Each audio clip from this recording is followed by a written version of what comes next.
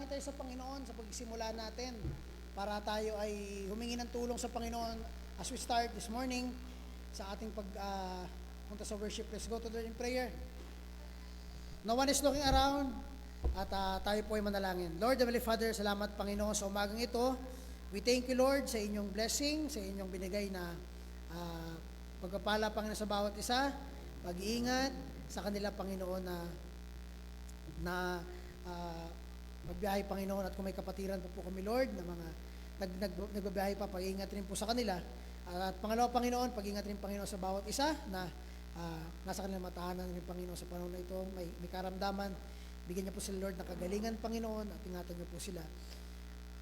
At Lord, nalangin po kami sa mga nandito po ngayon, nakasama namin sa pananambahan, Panginoon. Ihanda niyo po ang aming isip at puso sa umagang ito, sa aming pagpupuri sa inyo, sa aming pagtataas, Panginoon, sa inyo. Lord, i-ready niyo po ang aming mga nasa isip, Panginoon, na agenda at mga motibo, Panginoon.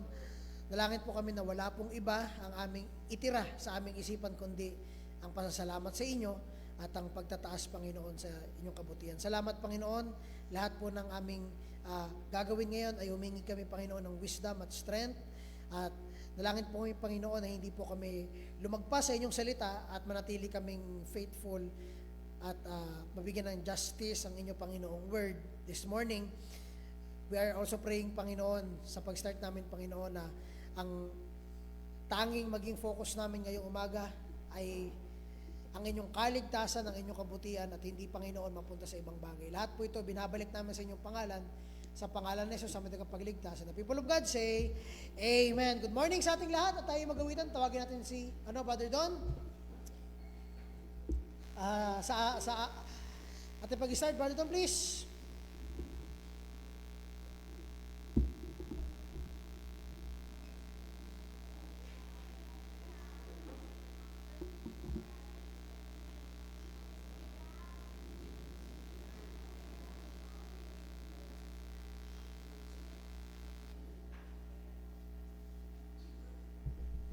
Magandang umaga po sa bawat isa. Tayo po ay magsitayo at tayo po ay umawit ng isang hymn. Tayo po ay magsitayo at umawit tayo sa hymn number 158. Awitin natin yung Wonderful Grace of Jesus.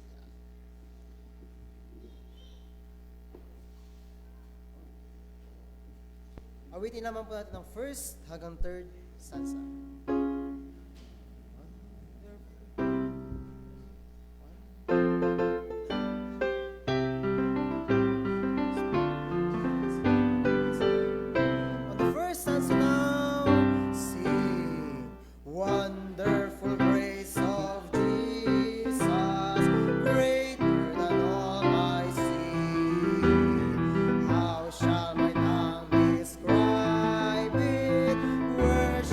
Praise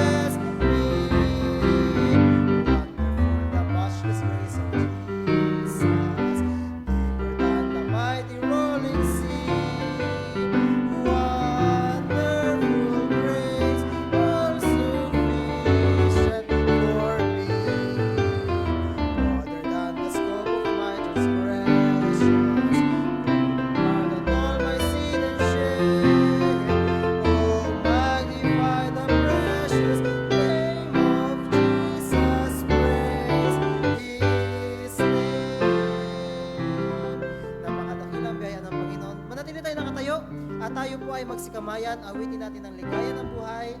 Ligaya ng buhay.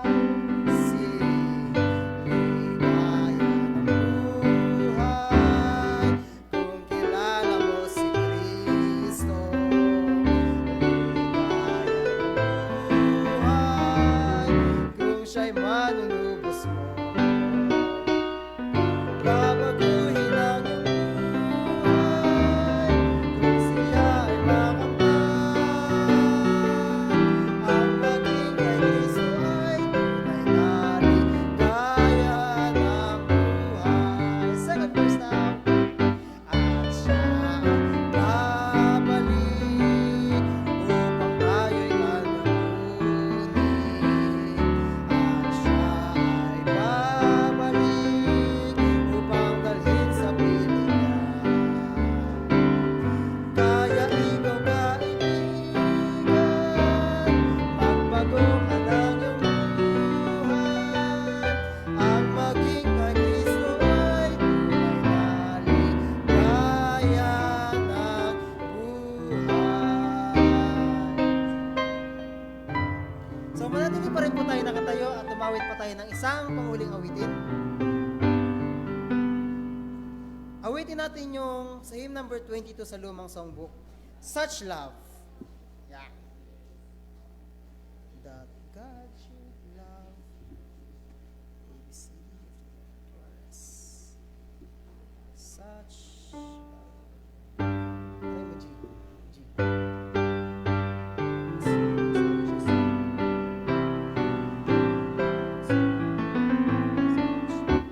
Awitin naman po natin ang first hanggang fourth verse.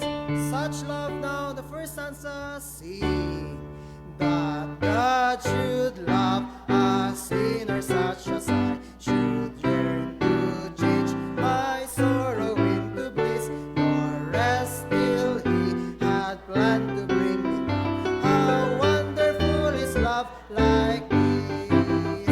Such love, such wondrous love, such love, such wondrous love, that God should love a sinner such as I. How wonderful is love like this! Second verse, that Christ should join so freely in the sin, although it meant His death on Calvary. Did ever human tongue find no burden, that love divine that ransomed me? Such love, such wondrous love, such love, such wondrous love, that God should love a sinner such as I. How wonderful is love like this! That for a willful outcast such as I, the Father planned, the Savior bled and died, redemption for a worthless save us. Long had low and grace divine. Such love, such wondrous love, such love, such wondrous love, that God should love a sinner such as I. How wonderful is love like this! Last stanza now. And now He takes me to His heart as son. He asked me not to fill a servant's place, the far off country, wandering on our land. Wide open are His arms of grace. Such love, such wondrous love, such love, such wondrous love, that God should love a sinner such as I. How wonderful is love like this! Chorus again now. Such love, such wondrous love, such love, such wondrous love, that God should love a sinner such as I.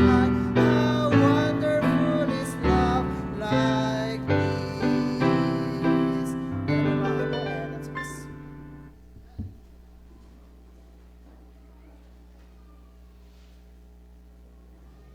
Amen.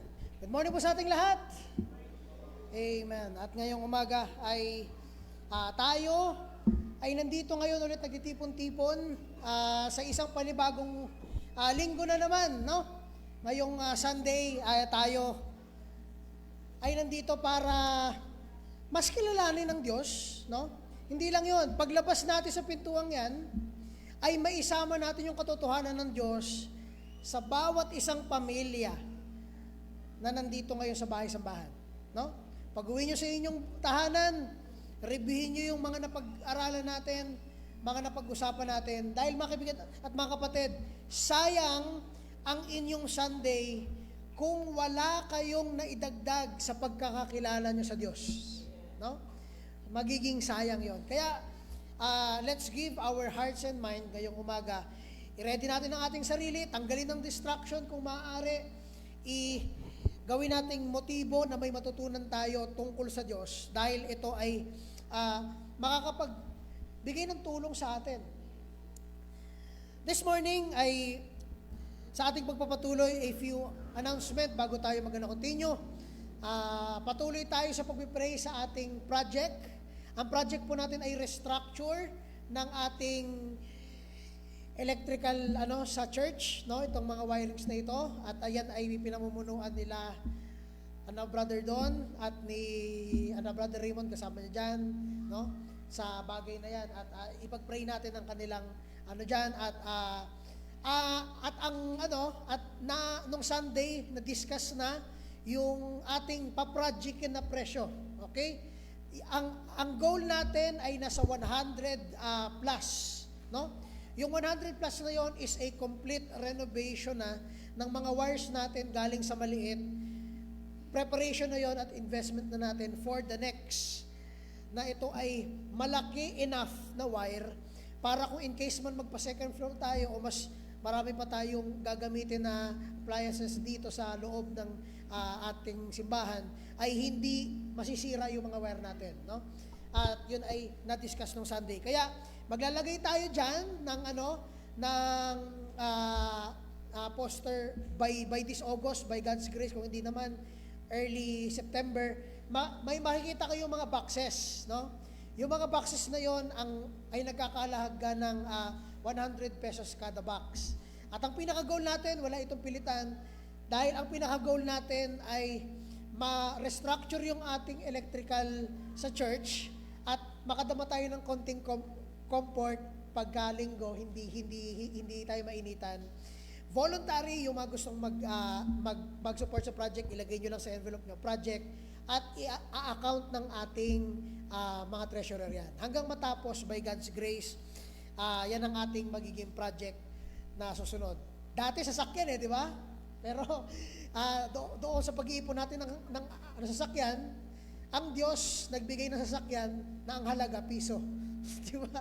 Kaya nasimulan natin yung project ng ating aircon. Ngayon, may aircon na tayo, display pa lang yan. Hintayin nyo na matapos ang restructure natin ng ating electricity at maramdaman natin yan.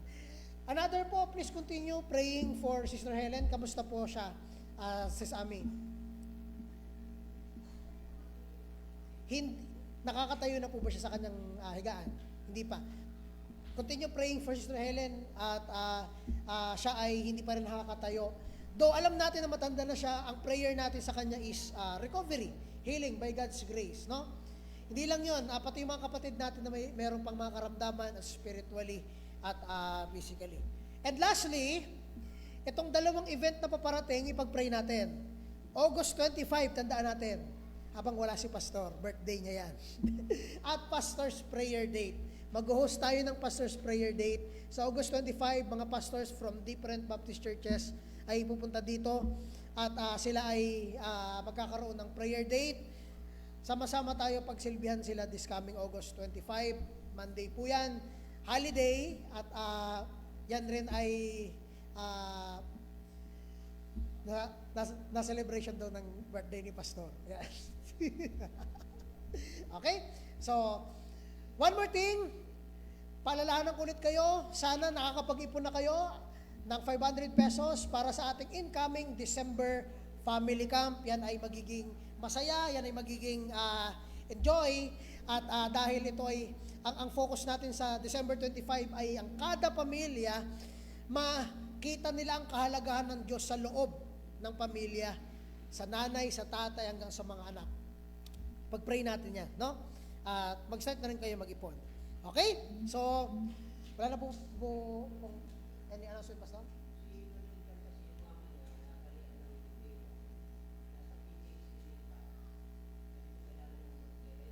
Okay, sige.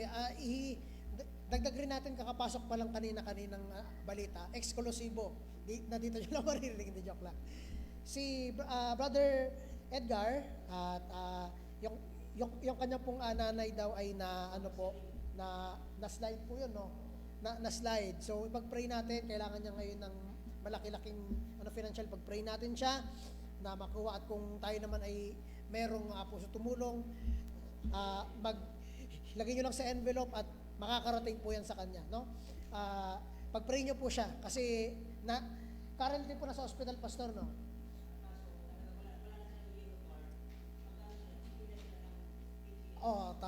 Yun nga. Kaya ipag-pray natin, matanda na yon. Kaya natin yun, ipag-pray natin po, no? Huwag nyong nakalimutan Sister Helen at yun po yung nanay ni Brother Egay. Okay? So, yun ang ating mga announcement. This morning, makakarinig tayo ng isang special number galing sa ating mga kids. Okay? Sa children's choir. Let's call the children's choir. Okay? Para mapakinggan ang kanilang hinandang awit. Choir, please.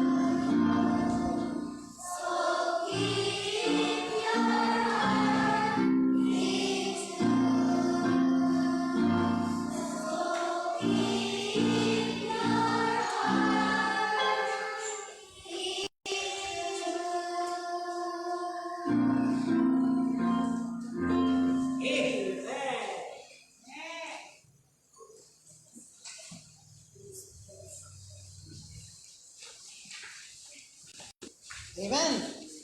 Bless ba kayo? Oh. Hindi lang yung performance, hindi lang yung kanta. Encouragement yun sa bawat isa sa inyo. Manalangin kayo sa Panginoon. Pwedeng dumating, umaga, tanghali at gabi ang problema, ang trials. Lumapit tayo sa Panginoon. Amen? Amen po ba? Dapat naintindihan natin yung mensahe na napakaganda, napakasimple at napakaganda. Ngayon, makakabig po tayo na isang special number galing naman sa ating kapatid na si Sister Angel. Okay, Sister Angel, please.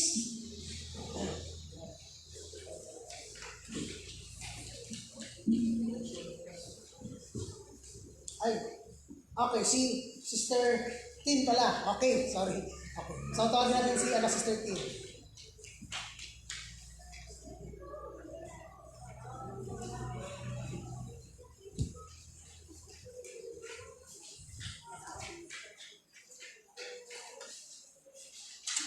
Good morning po sa lahat. Ang kakantayin ko po ay actually, pwede po yung verse, Psalms 45, Psalms 45 verse 7. Kasi po siya yung verse na yun po yung aking reminder last year. Kasi, di ba po tayo parang minsan, kahit alam na natin may Panginoon, minsan, parang akala natin, pag may problema, nakafocus na tayo sa problem. Pero di natin, minsan, kailangan din natin i-remind yung sarili natin na kahit may problem ka or kahit na busy ka sa sarili mong buhay, may trabaho ka yung pag-share ng word of God.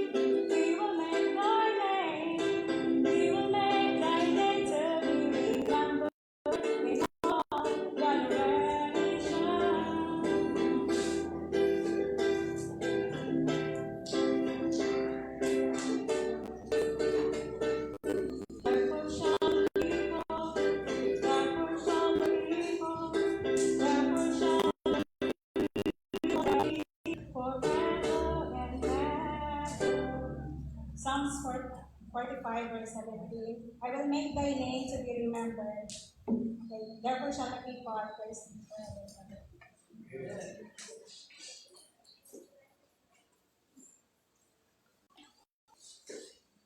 Ayan, bago tayo pumunta sa ating choir, thank you sa ano na yun, sa kanyang special numbers na pag-render niya ng kanyang awit sa Panginoon. Ngayon makakarinig tayo, bago tayo pumunta sa choir, makakarinig tayo ng isang testimony galing sa isang kapatid, tawagin natin, siya ay isang ano rin, bagong manampalataya. Pag-pray natin, no? Hindi niya ito ma-perfect. Pag-pray natin siya, supportahan natin siya sa kanyang paglakad sa Panginoon. Tawagin natin si Brother Eman. Amen. Amen po ba?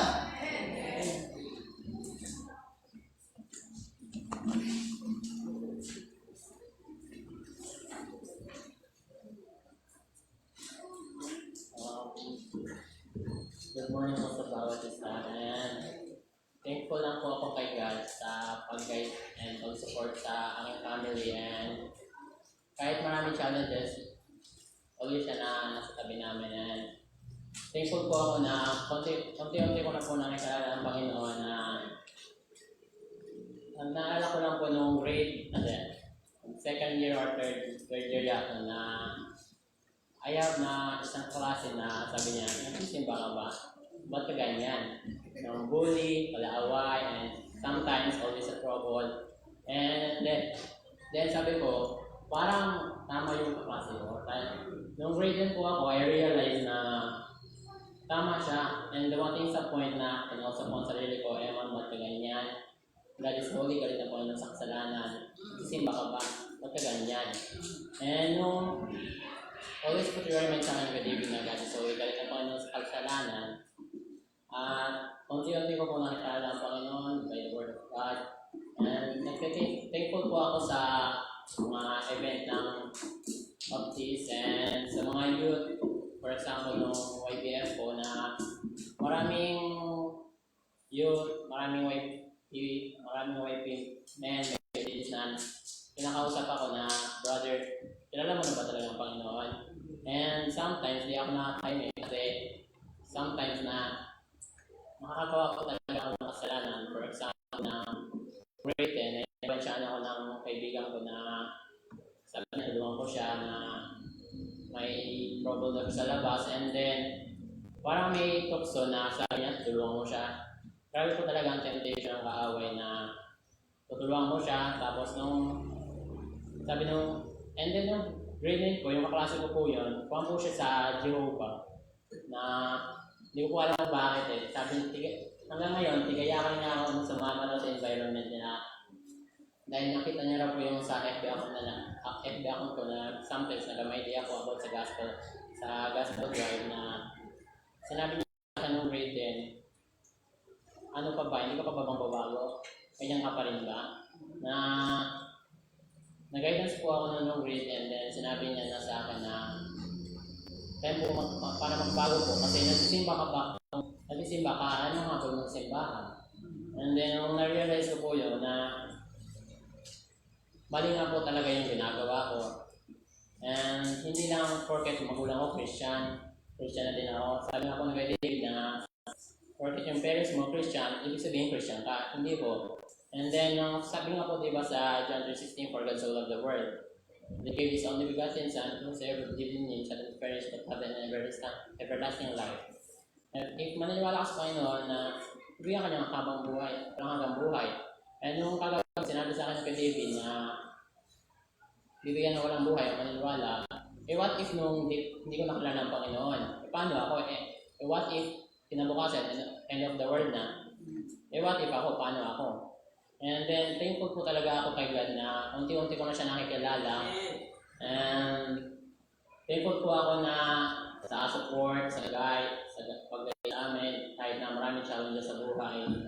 And talaga po thankful po ako kasi nung simula po nung nakakombo ako sa simbahan na marami pong kaklase ko this year na sabi raw, ang laki raw po ng pagbabago ko eh. Nakaka-focus po ako sa studies, sa mga reports, sa activities. Hindi po tulad nung junior high na life ko po na parang wala po akong pake sa pag-aaral. And minsan, dumating sa point na isang araw, nayakag ako ng classmates ko na tara, ma'am, punta tayo sa Kamali, tambay. Tapos, and then, tukso po talaga ang kaaway eh, na sabi niya, may kasama po ako doon na sabi, sige na, pumayag ka na, wala namang klase ngayon, walang lesson. And then, pumayag po ako, and then, nung pumayag po ako, sabi po, kailangan ko humingi ng tawad sa Panginoon dahil binabangon tayo ng parents natin para mag-aaral eh. Tapos ganun ang gagawin natin. Hindi ko na po alam ang meaning magalo. Na akala ng parents mo nasa school ka pero ando ka nakatambay sa Kamali. And then, nung mga past years ko na kung nakagawa po ako ng mali, nakakalimutan ko po humingi ng tawad sa Panginoon. Pero this year po na I realized na kung nakagawa ako ng mali, need ko humingi ng tawad sa Panginoon dahil galit nga po ang Panginoon sa kasalanan. At ang kapalit ng kasalanan ay kamatayan. God is holy, di ba po? Sabi po na pwede, God is holy. And thankful po talaga kay God na sa aking life na ay na-feel ko po na nakakapagbago ako, hindi na po ako tulad ng dati na walang pake sa pag-aaral, na hindi nakikinig sa mga payo, na sabi ko kaya kong buhay ko eh, kaya ko naman. Then I realized naman this year na hindi ko po kaya ang buhay ko, na wala yung mga nagapayo sa akin, and then yung mga parents ko, hindi ko kaya ang buhay ko na wala ang parents ko. And that's all po. Thankful po talaga po ako kay God na always support po siya sa amin, sa pamilya, na kahit na maraming challenges, nasusurvive po namin. Thank you po.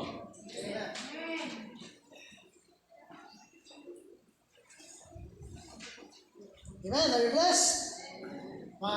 Mga kaibigan at mga kapatid, yan ang importansya kung bakit dapat ibaba natin ang gospel sa kada individual, hindi lang sa pangkalahatan. That's why I encourage everybody na have a discipleship. Mag-start kayo ng discipleship, ipakilala niyo ang Diyos sa bawat isang member na inyong pamilya. Mga kaibigan at mga kapatid, sa ating pag-start, tawagin natin ng choir para marinig ninyo ang isang render na magpapaalala sa atin bilang isang Kristiyano at nakakilala sa Panginoon. Anong dapat mong gawin? Ano ang dapat mong gagawin bilang isang nakakilala sa Panginoon? No? Let's call the choir. Choir, please.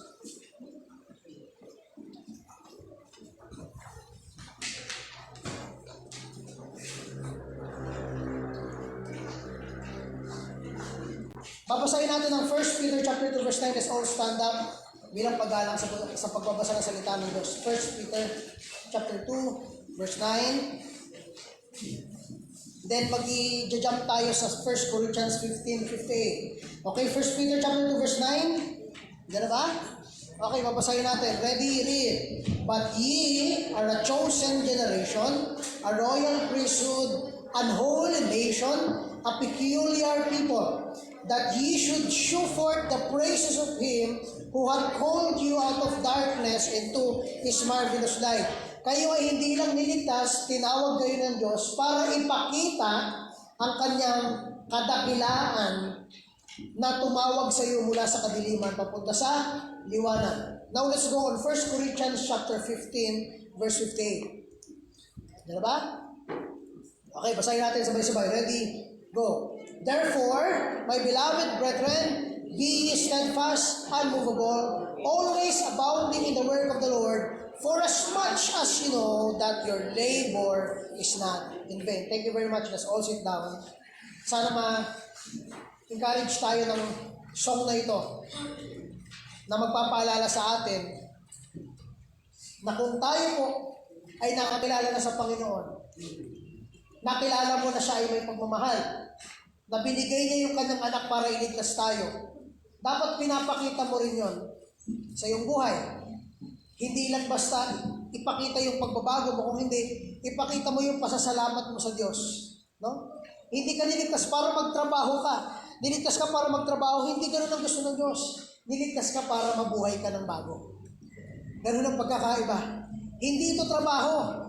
Ito ay bagong buhay natin. Mabuhay na tayo, papunta sa Diyos. Hindi mo kailangan magtrabaho. Mahirap at nakakapagod magtrabaho sa Diyos.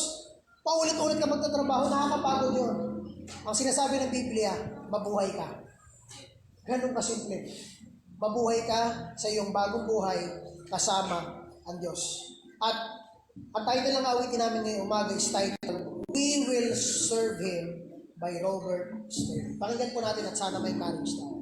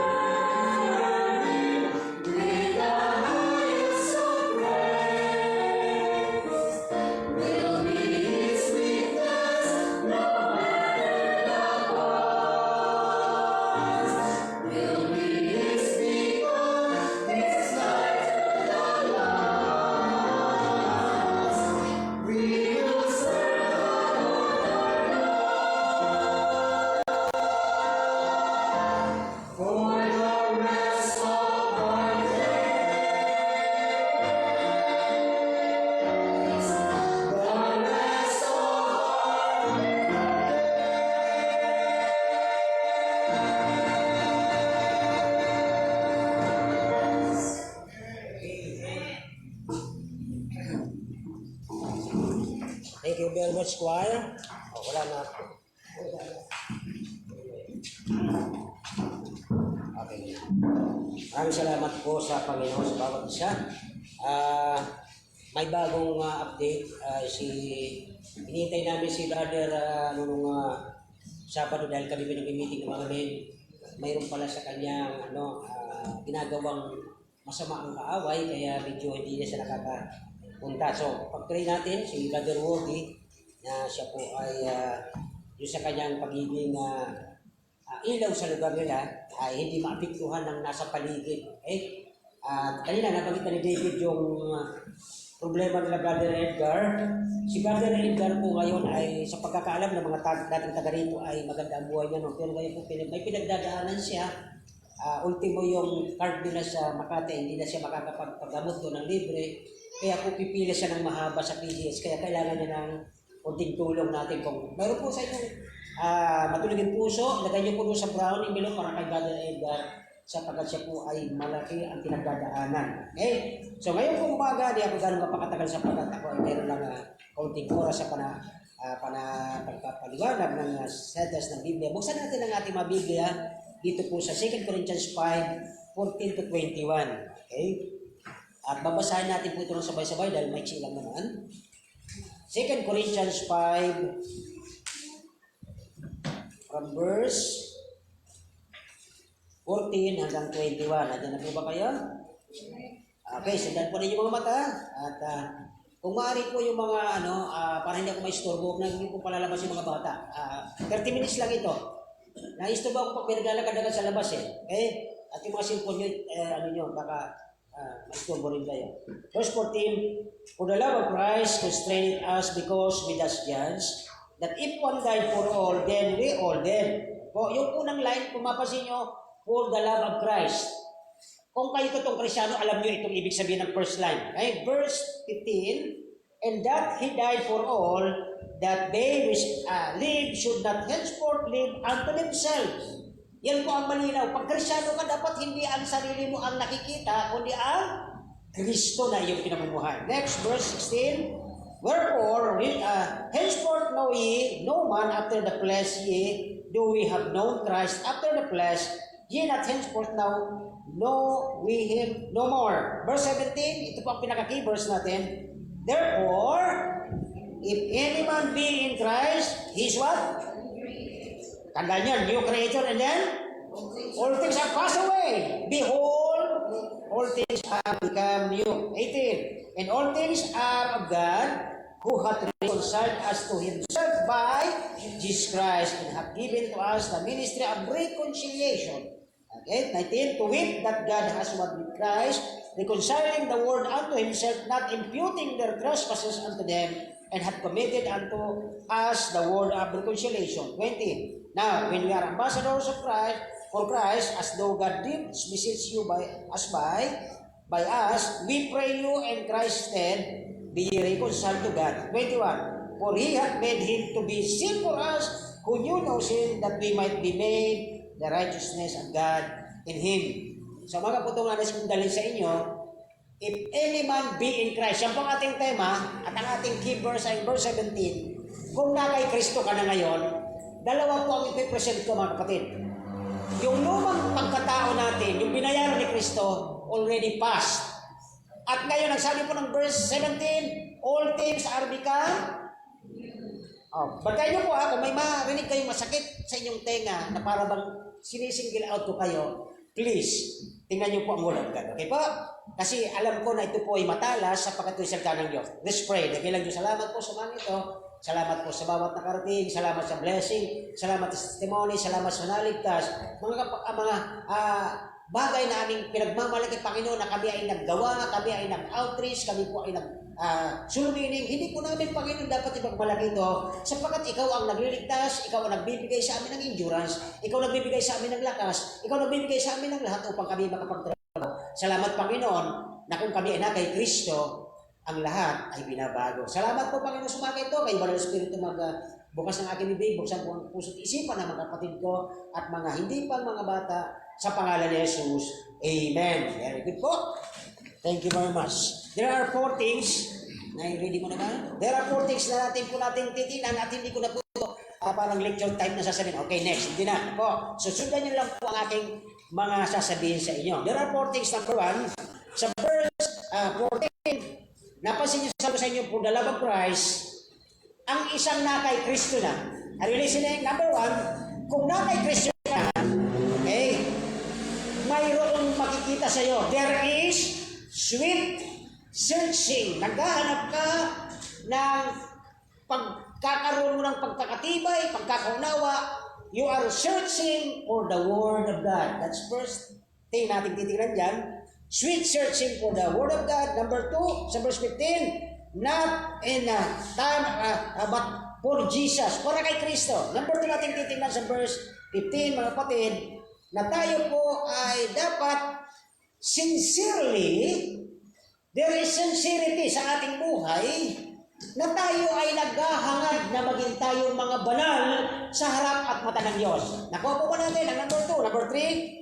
At asa na, ilabas yun, sinulat ko rin doon para hindi ako mahirapan. Verse 3, o number 3 natin titignan sa verse 17 po, kasama na po yun doon. Kapag na kay Kristo ka, okay, if anyone be in Christ, you are seeking of spiritual truth sa buhay mo. Hindi yung naghahanap ka ng sikat ka, naghahanap ka na ikaw ang number 1 sa school, ikaw yung number 1 sa opisina. Hindi yung dapat, kasi pag na kay Kristo ka, dapat ang itinataas mo ay ang Kristo ang nagligtas sa iyo at hindi ang sarili mo. That's the third point na titignan. Number 4, sa verse 18 to 21, if anyone be in Christ, kung na kay Kristo ka, okay, there is submission to Christ's authority. Eh kung sa pastor nga, hindi ka mag-submit, how much mo sa Panginoon, hindi mo nakikita? Are you in me? Di ba? Hindi ka nga kapagalang sa pastor mo, eh ang Diyos pa kaya, igala mo, hindi mo na siya nakikita. Okay, malinaw yun, mga bata. Naiintindihan niyo po ang sinabi ko? Kung kayo nga na hindi niyo nakikita ang Panginoon ay hindi niyo iginagalang, lalo na ang pastor na pinadala sa inyo ay hindi niyo igagalang yan. Nakiintindihan po tayo mga high school? Opo, pastor. Okay. So, tuloy-tuloy na tayo para hindi tayo pumanggaw sa oras. Now, dito po ay, alam niyo po yung mga tao minsan, maraming tao, magpapakalan, ay pastor, baptize na po ako doon sa kabilang simbahan. Ito po kami, lagi kami nagkakanta doon, lagi kami ang minsan inaasahan ni pastor doon, ako nagpapaawit, ako yung memorable verse, okay? So, minsan, magbabalag na siya, pastor, matagal na akong Kristyano, nabaptize na ako, matagal na. Pati ang kaligtasan ay akab God. Are you with me? At itong bunga kanina, nasabi ng batang ito, dumating sa ating grade 3. Kaya tsagaan ko yan, pagkatapos kumain, natuturuan ko yan diyan. Pero salamat at nakakilala siya. Hindi pala ako ang gagamitin. Now, may mga tao na akala nila ang salvation o kaligtasan ay dahil doon sa nakikita panlabas. Okay? Minsan may mga emotional pa nga dyan. Ano? So dito ay, ang Biblia nagsasabi sa ating mga kapatid. Sabi ng 1 Peter 2:2, kung talagang na kay Kristo ka, ano yun may 1 Peter 2:2, sabi doon, as a newborn babe, bilang bagong baby sa Panginoon. Ang sabi doon ng 1 Peter 2:2, I desire a sincere milk of the word. Hindi po yung gatas na binibili, hindi yung gatas ng nanay. Kundi ang sabi rito ay yung gatas ng salita ng Diyos ay dapat natin itong hinahanap-hanap. Okay? Para matamis itong gatas. Saan na kaya yung pagkain kong gatas? You are searching because you are in Christ. Amen. Hindi naghahanap ka ng palakpak ng tao. Hindi ganun ang hinahanap natin. Now, dito po ay maraming tao nagkakamali dito na sabi matatagal na sila. At ang sabi ng Bible that you may grow thereby. So, marami ang nagkakamali dito sapagkat maraming nag-claim, since na-baptize na ako, pastor. Member na ako, pastor, ng isang simbahan at lumipat na ako. Local church yung pastor. Okay? So, ganyan ang mga paliwanag nila. Sabi nila, saved na ako. Hindi po ang pagiging member ng simbahan ang magliligtas. Amen. Hindi yung pagpapabaptize ang pagiging ligtas ang pagpapabaptize doon. Kahit ilang beses kayo lumulong dyan, kung hindi mo pa tinanggap ang Panginoon. Mga bata, makinig kayo maigi. Kahit ilang beses ka namin paliguan dyan. Kung hindi mo pa tinanggap ang Panginoon sa puso mo, impyerno ka pa rin. Malinaw po ba? So, iwanan ko na po ito mga kapatid. So, ang verse natin ay sa verse 17, sabi doon, therefore, ang therefore na ginagamit natin sa science ng araw ay conclusion, tama? Pag nagsabi ka, therefore I conclude. Pag ang palaka ay pinutulan ng paa, di nakakatalon. Eh, siyempre, walang paa eh. Now, dito po ay mapapansin natin, all things are passed away, sabi ng verse 17. Behold, all things are become new. Nandito na po, mga kapatid. Pasin nyo sa again, ang word of God ang ating i-discuss dito. Take note, ang sabi po ng 17 sa key verse natin is new things, mga bagong bagay. Nung makilala mo ang Panginoon, di ba, dati para inom ako. Dati para look pa dito. Sa amin kasi look. Dito pala look. Look yan. Di ba? Sa amin ay luok. So may, so, all things are become new. New things. Sabi mo na kay Kristo ka, pero yung pagsasalita mo, gano'n pa rin sa dati. May question mark doon eh. Di ba? Di ka ba nagdududa? Sabi mo na kay Kristo ka, we are in Christ, o kaya sabi niyo, therefore, if any man be in Christ, he has a new creature. Dapat pagsasalita mo, bago na rin. Pakikisama mo, bago rin. Yung maayos, hindi na yung dating masama. Ano po? Maraming tao pwede magsabi, sabi niya, Pastor, matagal na po akong tumanggap sa Panginoon. Alam niyo po, mapapansin ng tao, matagal na pala siyang tumanggap sa Panginoon. Pero ano kayang klase ang lagi niyang pinanunood? Aha. Ano kayang lagi ang kanyang binabasa? Ano kaya lagi ang kanyang iniinom imbis na chocolate? Mayroong nakalagay na agila. Ano yun? Ano yung pag-agila? Ano yun? O pagkabayo? Ano yun? Ay, ang gagaling ng mga batang ito. Mabuti lang, hindi nyo kilala itong mga ito eh. Amen! If you are in Christ, bago na ang lahat. Pero dapat, sabi mo, ano bang pinipig mo sa sarili mo? Nakikita ka ba nagbabasa ng Bible? O nakikita ka nagtutungga ng red horse? Bakit ka na kanyang pastor? Eh, ang malakas ang sipa eh. Red horse. Okay. Saan mo natutunan? Sa mga pala inom din. Di ba? Sabi mo, you are in Christ. Kayo mga kabataan, sabi nyo, nasa Panginoon kayo. Eh, yung dati yung sistema sa school, ganun pa rin eh. Ang kalat nyo sa school. Pag dumating si teacher, di kayo magbibigay galang. At wala kayong galang sa teacher. Yun ang titignan natin. Ang daming pwedeng mag-claim. Pastor, nag-a-attend ako ng simbahan mo. Lagi ako dyan every Sunday. Pero hindi po ang pag-attend makakapagligtas at makapagbabago ng buhay mo. Not unless makilala mo ang Panginoon sa puso mo. Amen. So, iwanan na natin at isinawanan natin po ito. Sapagkat ako'y may isang oras dito. Alam niyo ang healthy body. Okay. O, ito na. Ang magandang katawan, naghahanap ito ng healthy food. Sinong pabor?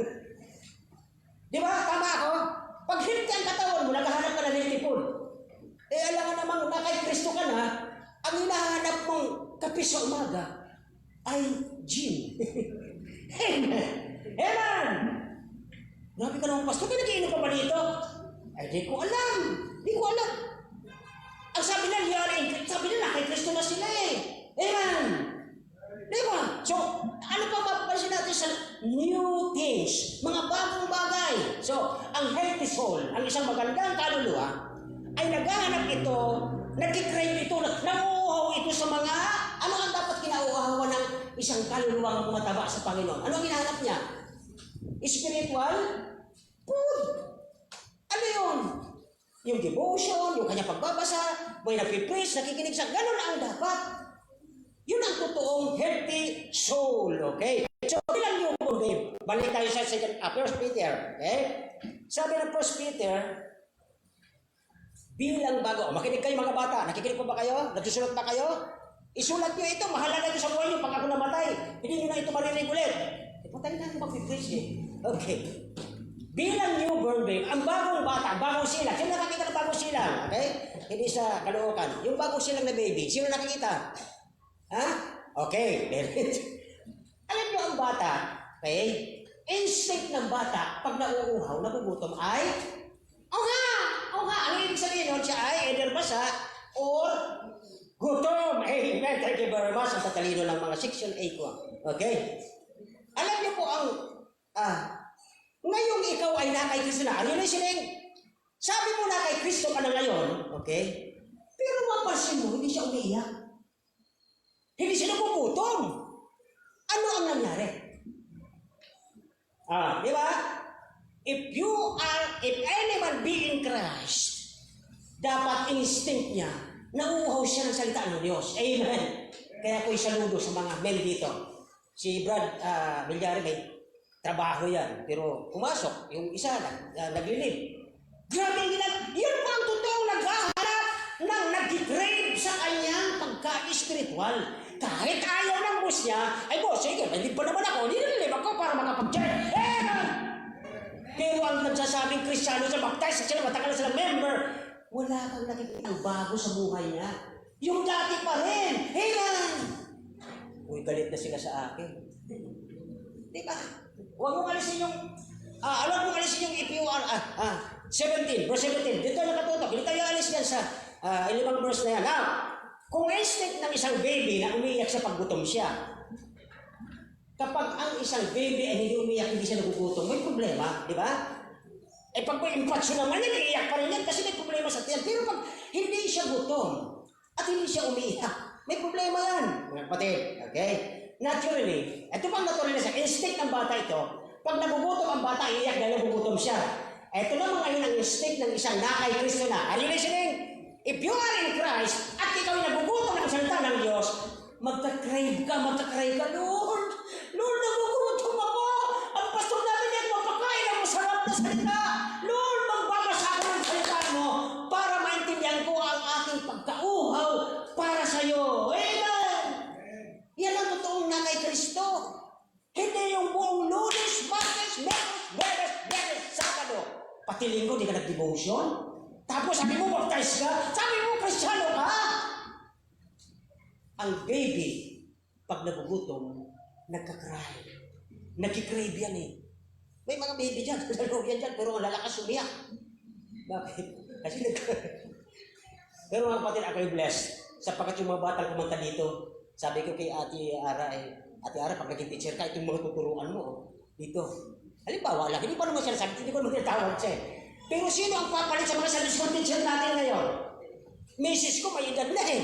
Oh, kaya ako nga, senior na. Eh, sino magtutusin? Kayo po mismo, Lord, ano may aambag ko? Now, iwala natin po, sapat ang instinct o naturalism ng isang na kay Kristo, pag nagugutom siya bilang baby ng Diyos, kahit senior ka na, kahit old ka na sa Panginoon, pag nagugutom ka, nag-crave ka, parang gusto kong kumain ng ice cream.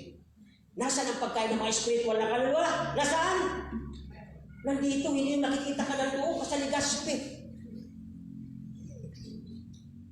Iniwanan mo ang devotion mo at nandoon ka namamasyal. Kasi may pera ka naman, yes. Yung pera yung mga kapatid, alam nyo, anumang nasa kamay mo bilang steward, are you listening? Katiwala ka ng Diyos, pananagutan mo yan kung paano mo yan pinatakbo sa iyong mga kamay. Okay, next na tayo. Para hindi tayo tagal ito. Ang problema sa panahon natin ngayon mga kapatid, okay? Ang dami nagkiklaim. Okay?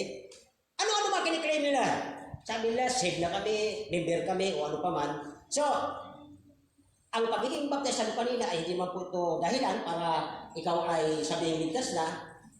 Ang grasya ng Diyos, ang kaligtasan ay nagtatransform. Kaya nga po ang word dyan ay sinabi kanina, ang na kay Kristo na ayan daw, so mga bago ng nilalang. So, ang grasya ng Diyos, kung nakilala mo ang salita ng Diyos, naintindihan mo siya, na-transform ang buhay mo. Na kahit hirap na hirap ka sa pagtatrabaho, pagsunod sa iyong amo, may mga assignment siya, pinagbibiling ka araw ng linggo. Sir, huwag naman linggo. Anong gusto mo? Malugi ka. Ako, anak ng Diyos, utusan mo magbili ng Sunday. Sino ang lulukuhin mo, sir? Mananalo ba tayo sa ginagawa mo? Hindi. Kasi araw ng Diyos yan, tapos yung tao ng Diyos, tusutusan mo na, hindi ka bang nanalo dyan. Natututo po sa atin ang ating mga employer. Minsan ay, dito ay mapapansin natin na kapag walang hunger, ang isang ebidensya, mga kapatid, ito na lang, ang isang ebidensya na ikaw ay hindi totoong Kristiyano.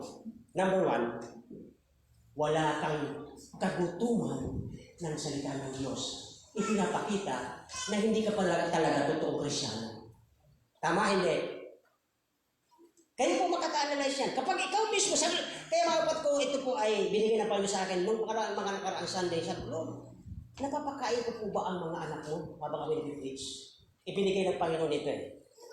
Kapag walang hunger for God's Word, pag walang hunger sa pagbabasa ng Bible, May problema mga kapatid.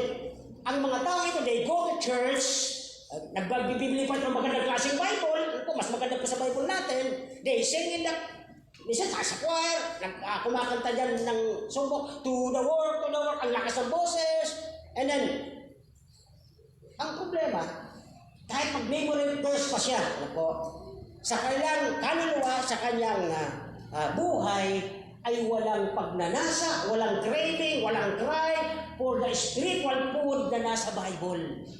Nakuha na pa? Okay, so, kapag tayo po ay, sabi nga natin ay healthy soul ng Panginoon, healthy child of God, okay, ay may nourishment ka nakukuha. Bakit ka naging healthy? Mayroon ka nakukuha magandang nourishment.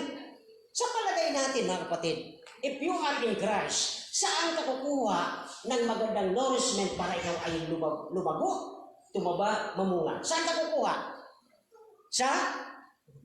Sabi ng bata, sa lupa. Kasi nandun ang nutrients eh.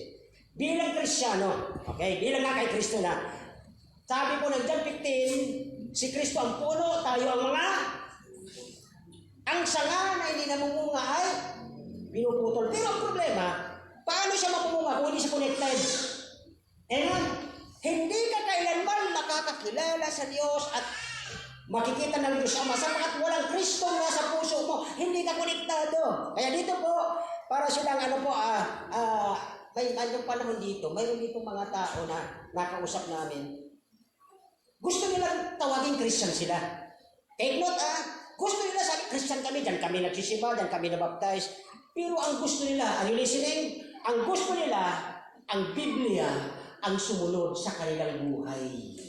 Grabe naman ka ako. Hindi kami papayag yan. Hanggat ako ang pastor dito, hindi ko pwedeng ang Bible ang susunod sa iyo. Ikaw ang sumunod sa salita ng Diyos. Kung ayaw mo, wag mo. Bakit? Madadamay kami. Naalala nyo, di ba? Yung tares at saka wheat. Yung trigo at saka yung damo na lason. Sabi ng mga disip, Panginoon, bubunutin mo namin sila. Sabi ng Panginoon, wag. Maapektuhan ang mga totoong Kristyano. Sapagkat ang kanilang buhay, mga kapatid nila ito kamag-anak. Nakaitingan mo ba? Parang bang, hindi po ito para sa inyo. Nire-review natin kung ang mga tao nag-claim ngayong panahon, ang daming nag-claim. Diyan na lang sa mga politicians natin, ang daming nag-claim na Christian na sila. Mga kapatid, matuto na kayo. Hindi ko mo nagsasabi ng Bible, ibumuto mo. Ginagamit nila ang Bible eh. Now, next. Mga kapatid, tingnan natin. Okay? No desire to be convicted. Wala na silang desire na mabago ang kanilang buhay ng Biblia. Ang gusto nila sila ang sundin ng Bible. Hindi po pwede. Now, ang punto ko dito mga kapatid, ang emotion. Are you listening? Ang emotion is not conviction. Alam niyo ba yung emotion kung ano? Okay? Alam mo yung emotion kung ano? Damdamin. Okay. Katulad po ng isang emotion, isang araw, mayroong isang babae na yung kanyang boyfriend ay nakipag-break. Emotions yun. Ito, gusto ko lang tumalon sa ilaw, gusto ko lang magbitin. Talagang grabe ang kanyang emotion. Down na down. O huwag niyo gagawin ito mga ladies ka. Okay, now, nung makalipas ang ilang linggo, may nakitang bago. Uy! Nabuhayan! So therefore, ang emotion is not conviction. Amen! Hindi mo pwedeng tiwalaan ng emosyon. Di ba? So, sapagkat ang punto dito ng Biblia, ang salita ng Diyos, okay, tayo ay kumukuha ng lakas saan? Doon sa Bible. Itinutuwid nito ang buhay natin. Sabi ba ng ating text, ng key verse natin, 17, if you are in Christ, there is a new, ano yun?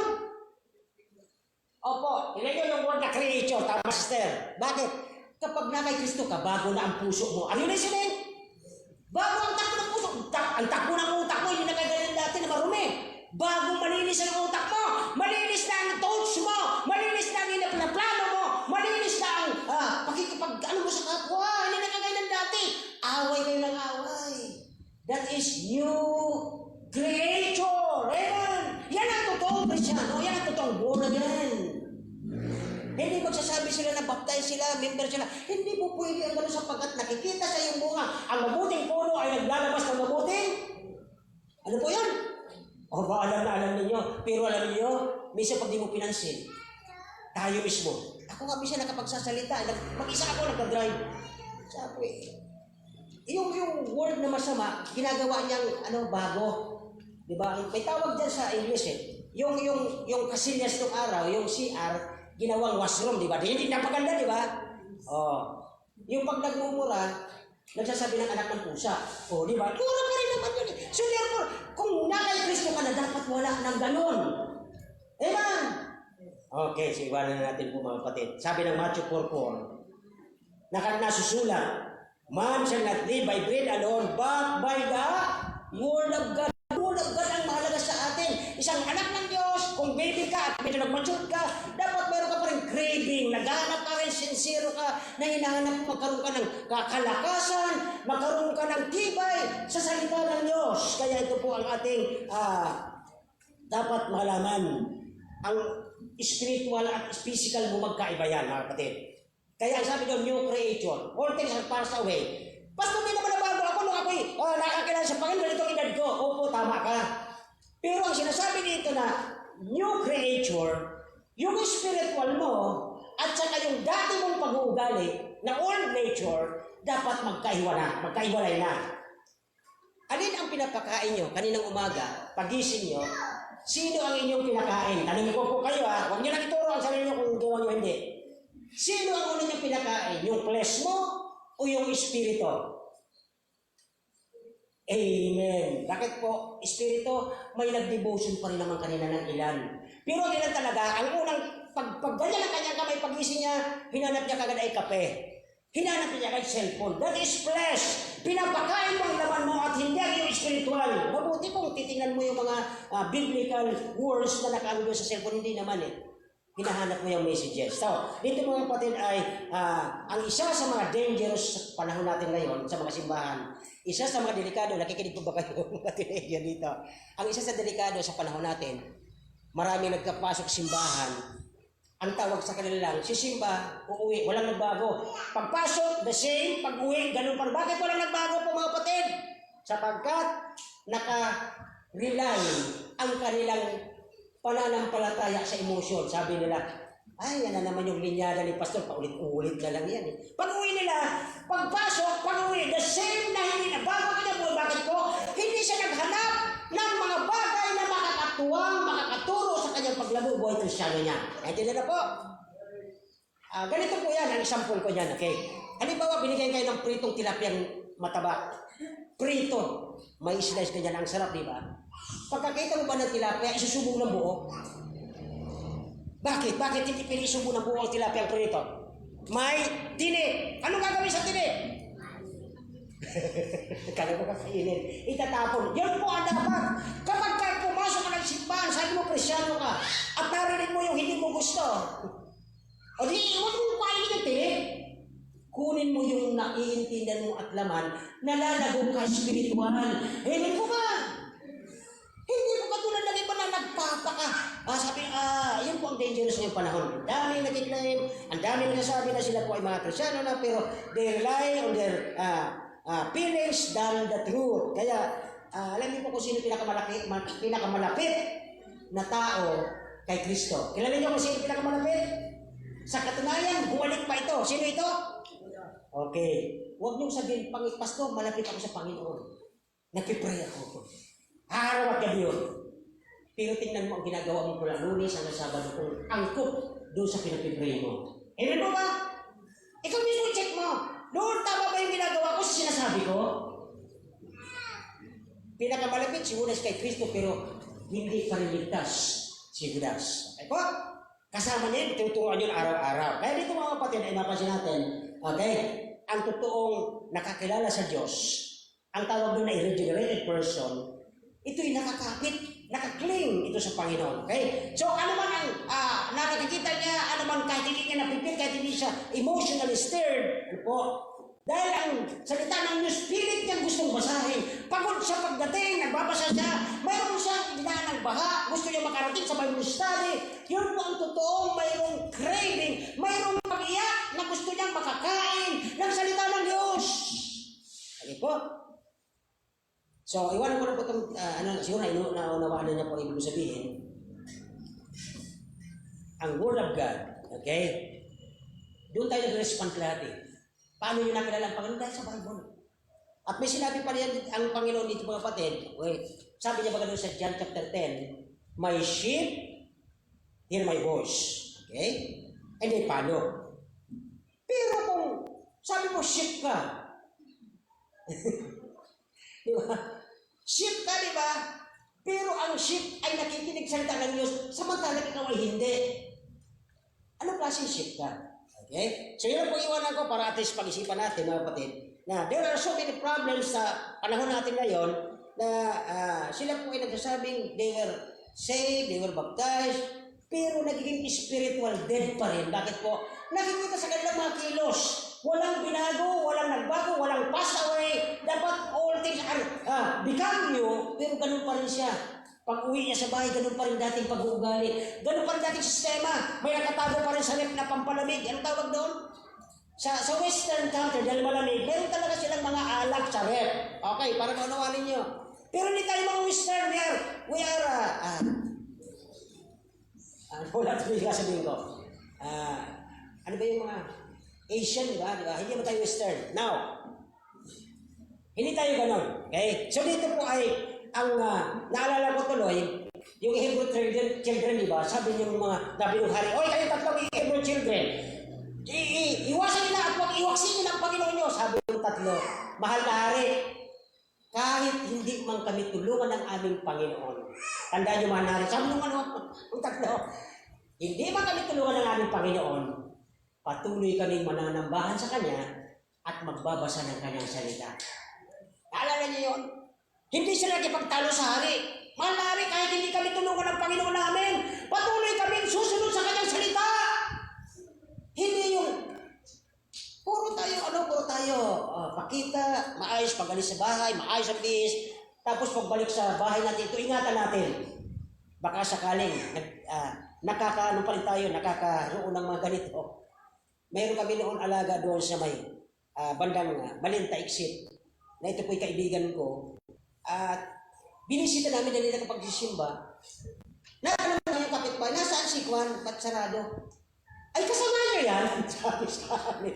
Doon pa lang sabi, ay, kasama niyo yan? Medyo nagduda na ako eh. Bakit po?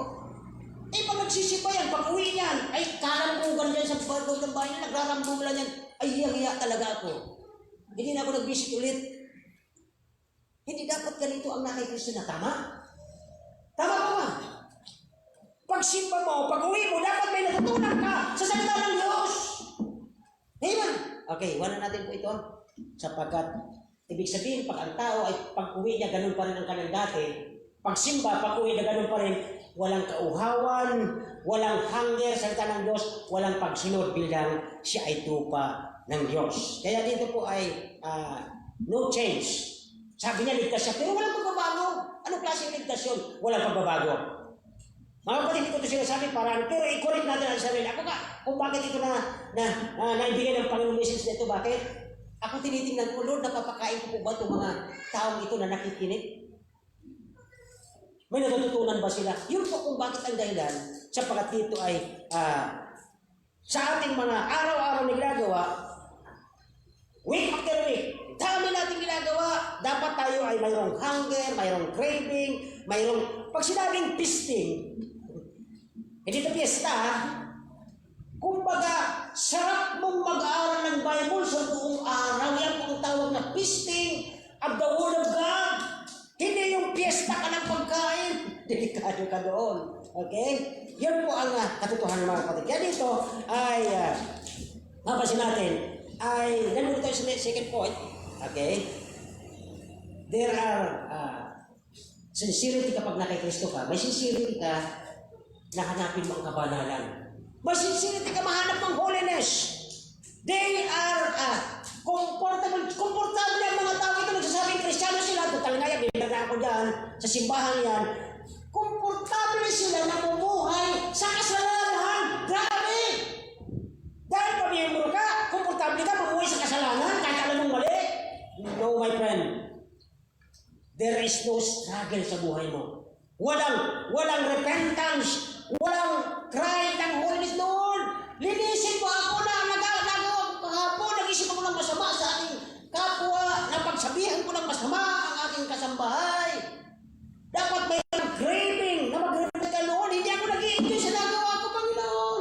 Tulungan mo po ako. That is the sincerity na sabi ng Panginoon. If you are dapat may sincerity ka na magkaroon ka na maghanap ka ng kabanalan sa buhay mo at hindi yung maghanap ka na ikaw ang laging binibaby, pinapalakpakan at isisigaw, yay! Mabuhay, magaling! No. Yun po ang totoo dyan, mga kapatid. Kaya sabi doon ng verse 15, doon sa dulo verse 15, pakilabas mo ng verse 15 sa screen, okay? Sabi ng verse 15, di ba? But unto him, sabi niya, bubuhay ako, Panginoon, sa aking asawa, sa aking pamilya. My friend, no. Sabi ng versikulo, but unto him which died for them and rose again. Kanino ka bumabangon? Patras-tas ng kape, di ba? So dito ay mapansin natin, dapat mayroon kang struggle, hinahanap mo na, Lord, mawala yung aking ginagawang mali na yon, bigyan mo ako ng kabanalan. Parang bakit po? Okay? Kapag ang kasalanan hindi nasasaktan, are you with me? Kung Kristyano ka, sabi Kristyano ka, tapos hindi ka nag-grip doon sa nagawa mong mali, may problema ka na. Ibig sabihin, sanay na sanay ka ng gumawa. Iba ka hindi ka Kristyano. Okay po ba yun? Iba na tingin nyo sa akin. Di ba? Kung hindi ka na pala, nakagawa ko ng mali. Okay pa yun. Pero kung nakagawa ka ng mali, tapos nakangiti ka pa, brother, sister, ay iba na yun. Parang may duda ka na doon eh. Okay? So dito po, kapag ang kasalanan ay hindi na siya nasasaktan na nagawa niya ito, may problema na po ang sinasabing Kristiyanong ito. Ang katotohanan mga kapatid, ang banal na espiritu, ang banal na espiritu ay hindi po siya binago. At pangalawa, wala siguro ang banal na espiritu sa kanya. Bakit? Wala na siyang takot. Sabi ng Romans chapter 3 verse 18. Wala na silang mga takot. Gumagawa ng harap-harapang kasalanan. Sabi nga nila sa school, kung yung mga nakabot sa school, di ba? Yung simpleng pag-utik, simpleng pagsinungaling, kasalanan hindi. Hindi nila alam.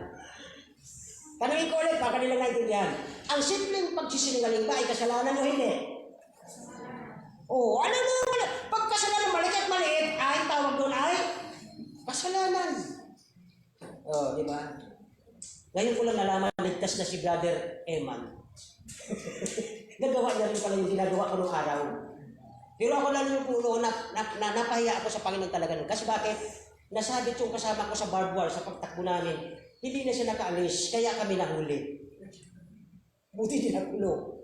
Po, yung paglulok na yan, hindi talaga maganda sa Kristyano. Kaya din ako naiyak Lord, baka po anong mangyari sa amin, ma-report kami, alam niyo naman, ako Dominican. Mahigpit ang Dominican pagdating dyan. Now, back to the lesson mga kapatid. Kapag ang kasalanan, hindi mo nararamdaman na parang ito po mga kapatid mga bata, mga young people, mga teenager. Minsan ba nakagawa kayo ng pagsisinungaling ko? Minsan ganito ginagawa ng mga may project kami, pahingi ko ng pera. Pero yung pala, wala namang project. Yan ay simple pag-uutik, okay? Pero kapag ikaw ay nakagawa ng mali, at tapos parang at kung kapagbalik mo, tapos na yung project namin, hindi ka na natakot sa ginawa mo? May problema ka na nun! Kapatid, kaibigan, young people, mag-isip na kayo kung kayo ay hindi na natatakot sa ginawa niyong simpleng pagsisinungaling, yung filthy thoughts, filthy jokes, filthy mind, lahat na ito, hindi ka na natatakot, may problema na. Ang sabi doon ay, pati mga bad things ay okay ka na, parang at home na sa'yo. Hindi ka na, parang sanay na gumawa. Ibig sabihin, wala na ang kabanalan na hinahanap mo. Okay ba yan? So next natin titingnan mga kapatid, ang totoong nakakilala kay Kristo. Magkasala man siya, madapa man siya sa pagkakamaling malaki, hindi siya mananatili doon. Hindi po siya forever na doon sa kakasalanan, kundi they will cry for forgiveness, Lord. Patawarin mo ako, nagkamali ako, malaki ito. Hindi ko po nahihiya akong tumingin sa langit, nagkasala ako, Panginoon. Nahihiya ako tumingin sa mga kapatid namin sa simbahan, nagkamali ako.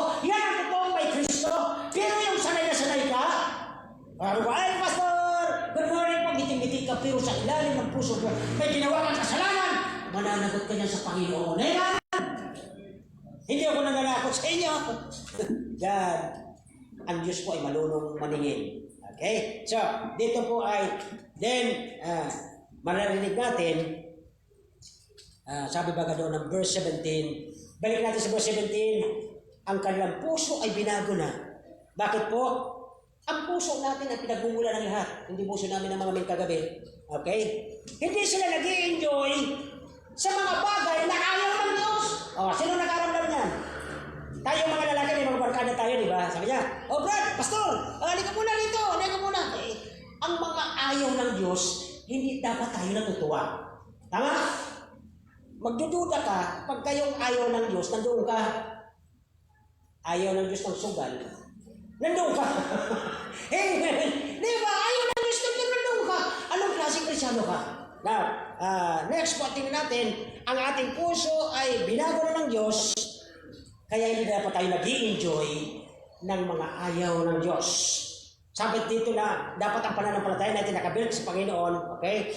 Ang mga totoong nakakilala kay Kristo, may bago ng nature, bagong desire, may bago siyang labanan araw-araw. Ano po yung labanan natin araw-araw? Yung mo, sabi niya, habang nandoon ka sa grupo na yon, sabi, hindi dapat ako nandito eh. Nanonood ang Panginoon. Tapos sabi ko, Kristyano ako, mahal ko ang Panginoon. Tapos nandito ako sa grupong ito. Lord, sorry po, magpapaalam ka. Pero kung nandoon ka ng tili, mula umaga hanggang hapon hanggang gabi, ibig sabihin, hindi ka pa totoo. Halino po? Halino mga kapatid, sabi ng 1 John 3:9. Labas mo doon, 1 John 3:9, ang sabi po ng Biblia, whosoever is born of God does not commit sin. Palabas mo, para. Asa na? Mga technician. 1 John 3:9. Yan. Basa po. Basa, mga ladies. Basa. Whosoever, go. Di ba? Ano pa sabi niya? Kahit mga anak niya, hindi magkakasala. Bakit? Nakikita sa magulang eh. Pero kung ikaw mismo magulang, gumagawa na ano makikita ng lahi mo? The same! Amen! Kaya mga kapatid, ang Biblia ay hindi po biro-biro. Kung nakakilala ka sa Diyos, dapat maghanap ka na ikaw ay magkakaroon ng holiness, hindi yung huli-huli. Alala ko tuloy yung tugtog na buli-buli ng araw ba, di ba? Hindi yan biro-biro eh. Kung anak ka ng Diyos, may holiness ka. May kabanalan ka dapat. At nakikita yan ng mga kapwa mo katrabaho mo na, ay, huwag mong gaganyanin yan. Iba yan. Hindi yan katulad natin. Therefore, kakaiba ka talaga. Nalanak ka ng Diyos. Amen. So dito po ay the new birth o ang bagong nilalang ay hindi dapat kinatutuwaan niya ang ayaw ng Diyos. Okay? At ito pa ang isang mga nakakatakot. Minsan naging habitual na niya ang paggawa ng mali at kasalanan. Ito ang nakakasakot sa lahat. Nakakasuka sa harap ng Panginoon. Araw-araw niya lang inuulit-ulit. Tapos sabi niya, Lord, sorry po. Hindi po yan. Ang grace po ay hindi nagbibigay ng permit para gumawa ka ng kasalanan. Hindi po ang grace nagbibigay yan. Namatay na si Kristo doon, babalik po siya doon. Oh my God, no. Kaya dito po ay dapat mayroon kang laban araw-araw. Inaaway mo yung gusto ng laman mo. Gusto mo na naman pumunta sa barkada mo. Hindi pwede. Dito ka sa bahay. Mayroon kayong away araw-araw. Mayroon kayong sorrow sa ginawa niyong mali noon. Hindi ako natutuwa sa ginawa ko. Kabanalan mga kapatid. Kaya dito po ay, for the sake of time, ikakat ko na. Ano tayo nagagawa? Okay? So, sa pangatlo, sabi ng pangatlo mga kapatid, di ba? Dapat naghahanap tayo ng ano yun? Nasulat yung sulat natin. So, ang pangatlo mga kapatid, dapat they are seeking spiritual truth. Verse 17 ulit ng ating text. Kapag ang holiness ay stranger sa buhay mo, so ang katotohanan, ang kaibigan mo ay C-is-I-N. Dalawa lang po ang kaibigan sa puso. O isa lang. Hindi piling dalawa. Hindi ka pwede mag-serve the two master. Kakahimuhian mong isa. Kapag si sin ang lagi mong kasama, hindi si Cardinal Kapag si kasalanan lagi mong barkada, ibig sabihin, hindi sa'yo malapit si holiness. Tama? Nakakuha mo ba? Kapag lagi mong nagagawa si kasalanan, wala kang holiness. Ibig sabihin, may problema pa. So, dapat there is seeking of spiritual truth, sabi ng verse 17. Okay? So, sa mga praise of spiritual mga kapatid, okay, hindi lang dapat talent ang nakikita sa atin, kundi ang ebidensya na ang banal na espiritu ay nandoon sa atin. Ang banal na espiritu na bibigay bunga ito. Hindi ka pwedeng manahimik dahil alam mo ang salita ng Diyos. Pagdating na may bisita ka, magsasalita ka para sa Panginoon mo. Kasi bakit kung may banal na espiritu ka, mayroon kang motor. Yung motor na yun ay dynamic, para magsalita ka na ang Kristong tagapagligtas. Darating ang panahon, tutunawin ang mundo ito sa pamagitan ng apoy at dapat makakilala ka para makatingin ng langit. Okay? So yun po ang ano niya sabi ng Galatians 5:22. Kung wala ito sa buhay mo, are you listening? Galatians 5:22, but the fruit of the Spirit is love, joy, peace. Paano ka magkakaroon ng joy? Marami kang kaaway. Paano ka magkakaroon ng peace? Ang dami mong kaaway. Therefore, mayroon kang problema. Amen? Okay. Galatians 5:22, ito yung ebidensya na ang banal na espiritu ay nakatira sa buhay mo kapag marami ka nitong kagalakan, kapayapaan, pag-ibig, ano pa po, nakalagay doon, okay? Long suffering, matiisin ka. Pag inaaway ka, pag-aawayin mo ako, dito ka muna. Huwag mo na patulan, bakit po, nasa mataas ka, nilagay ka na Diyos sa mataas na lugar, bababain mo yung kaaway mo, may problema ka. Maganda ang buhay mo, kaya siya naiingit. Huwag mo siyang patulan para magsawa siya sa kaingit niya. Okay? So isa po yan ang isang bunga ng may banal na espiritu ay pagtsatsaga. Ano pa yung sabi doon? Meekness, goodness. Yung goodness na yun. Tayo madalas mahilig tayong magalit. Ang bibilis natin magalit. Okay? Kaya dito po ay last, tapusin ko na po ito. Simple lang po kasi dito mga kapatid eh. Okay? Pwede mong pikiin ang buhay natin ng isang Kristiyano. Pwede kang maging fake. Nakangiti ka outside, but inside, ang daming problema.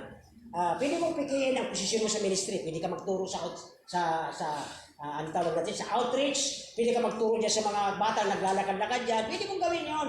Pero kung hindi ka pa talaga tutulig ka at walang nakikita ng banal na spirit sa buhay mo, nagbubunga ka, ang bungang ito ay hindi ka titigil hanggat hindi ka nakakaroon ng sasabihin ng Lord will done, my good and faithful servant, ay hindi po yan totoo na pwede natin mapiki ang ating mga ginagawa. Kaya dito po, maraming tao, nag-church, matagal na baptize, they easily angered. Alam nyo, pag mga miyembro ganito, sabi baptize lang, matagal ako sa pastor, tapos kunting problema na galit na galit, umalis sa church, may problema siya. Nakuha na rin niya. Kaya pag kayo nawala, alam na namin. Henan! Ang bilis-bilis magalit sa malit na problema. Kristyano ka ba? Malit na problema na wala ka sa church? Lilipat talaga ako doon. Ay, pagdating niya doon, sabi ng iba, nandito rin kami. Kasi alam niyo kung sino problema? Puso. Hindi yung simbahan. Hindi yung Panginoon. Hindi sa Diyos. Ang problema na tayo, puso niya. Diba? Ganun po ang totoo dyan mga kapatid. Kaya dito po ay they easily angered. They bitter. Ano yung ibig sabihin ng bitter? Mupakit. Pag nakikita si pastor, uwi na.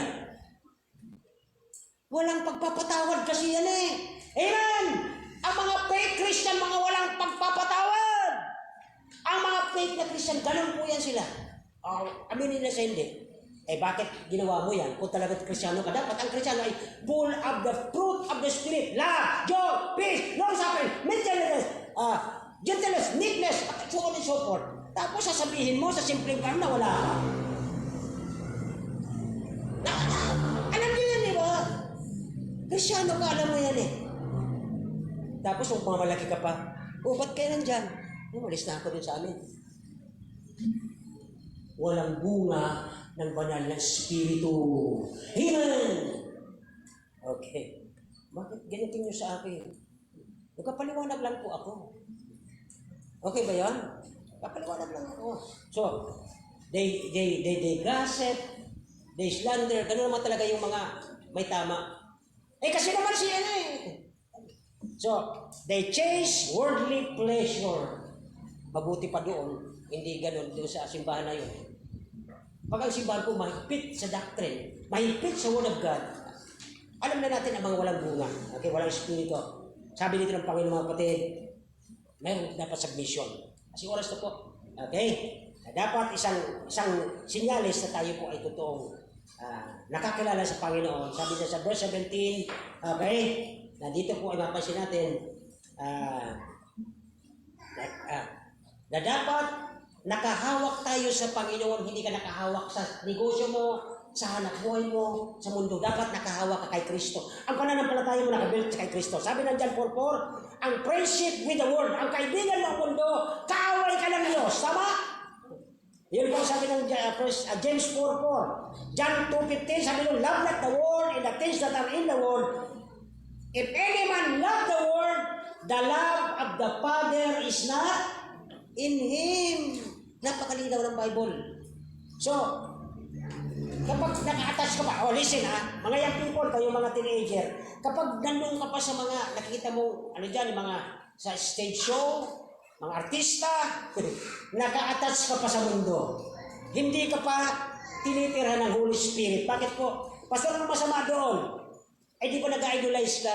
Sasabi ko, yes, idol! Tapos yung pagbabasa mo ng Bible, yung paghanap mo ng kabanalan, yung pagbabasa mo ng lalo kang maging strong, wala. Pero nandun ka lagi, nanonood sa Kanya, na kumakanta siya ng mga kamunduhan. The world values, the world pleasure, the world system, the world applause, yun naman ang hinahanap-hanap mo. Ibig sabihin, hindi ka pa totoo.